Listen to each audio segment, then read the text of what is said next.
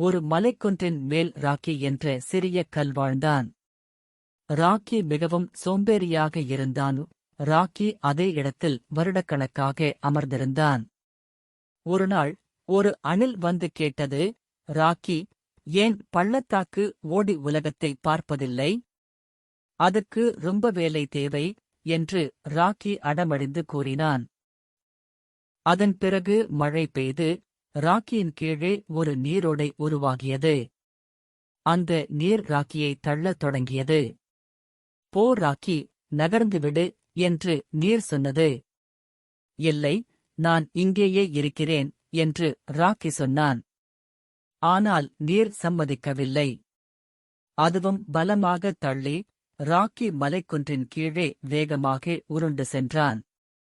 ஓஹோ, என்ன நடக்கிறது என்று ராக்கி கத்தினான்.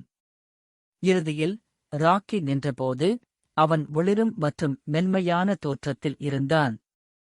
அடியில் சில சிறிய கற்கள் அவனை வரவேற்றன. அடடா, நீ மிகவும் அழகாக இருக்கிறாய். எங்களுடன் சேர்ந்து விளையாடு, அவர்கள் சொன்னனர். என் பழைய இடம் எனக்கு பிடித்திருந்தது என்று ராக்கி முணுமுணுத்தான். ஆனால் அவன் மனதுக்குள் தனது புதிய தோற்றத்தையும் புதிய நண்பர்களையும் பார்த்து மகிழ்ந்தான். அந்த நாள் முதல் ராக்கி ஒரு உண்மையை புரிந்து கொண்டான், ஒரு சிறிய தள்ளுதல் கூட பெரிய சாகசத்துக்கு வழிவகுக்கும். Subscribe Nemo TV.